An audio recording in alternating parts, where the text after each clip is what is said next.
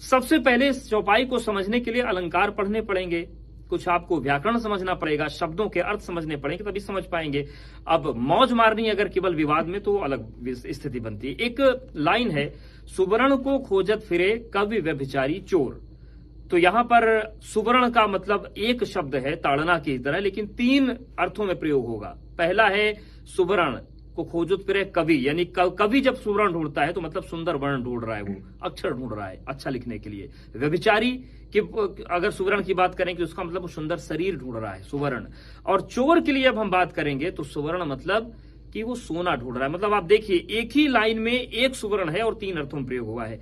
ऐसे ही सकल ताड़ना के अधिकारी की जब बात होती है तो यहां पर एक शब्द के ये अलग अलग मायने आते हैं। ढोल की बात अगर आप करिए तो ढोल का ताड़ना, उसको खींचना पड़ता है। आप उसको ताड़न करेंगे, खींचेंगे उसकी डोरियों को, बद्धियों को, या नट होता है, कुछ नट बोल्ट वाले होते हैं, वो टाइट करेंगे तभी अच्छा बजेगा, धमक तभी आएगी। गंवार जो गांव का व्यक्ति या जो मूर्ख है उसको आपको ज्यादा समझाना पड़ेगा। ताड़ना मतलब देखना भी होता है, तो देखना भी पड़ेगा, और ताड़न मतलब शिक्षा भी होती है, तो आपको उस पर नजर भी रखनी पड़ेगी और शिक्षा भी देनी होगी। तो ये ताड़ना हुई, मारना पीटना नहीं हुआ।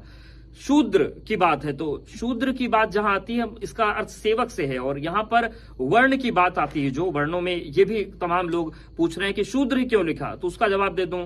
उसमें लिखा है कि जन्मना जायते शूद्र संस्कारा द्विज उच्यते, जो ऐसा काम है वैसा वर्ण होता है। तो अगर सेवक वर्ग है तो उस पर भी आपको नजर रखनी पड़ेगी, उसके कामकाज को देखना पड़ेगा, वरना अगर वो काम नहीं करेगा तो आपके काम का नुकसान होगा। तो देखना पड़ेगा, सही अर्थ में है। और नारी पशु की बात आती है। पहले बैल चलते थे, देशकाल परिस्थिति भी साहित्य में देखी जाती है, बैल को पीटना पड़ता था हल चलाते समय, तो ताड़ना वहां भी जरूरी थी। और नारी, ताड़न सीधा अर्थ है, यानी कि शिक्षा, जो नारी शक्ति है उसको पढ़ाना पड़ेगा आपको। तुलसीदास ने उस वक्त में लिख दिया था, लेकिन समझाने वालों को कौन समझाए, उन्होंने पहले कह दिया था कि रोटी केवल आप न बनवाएं, पढ़ाना भी होगा।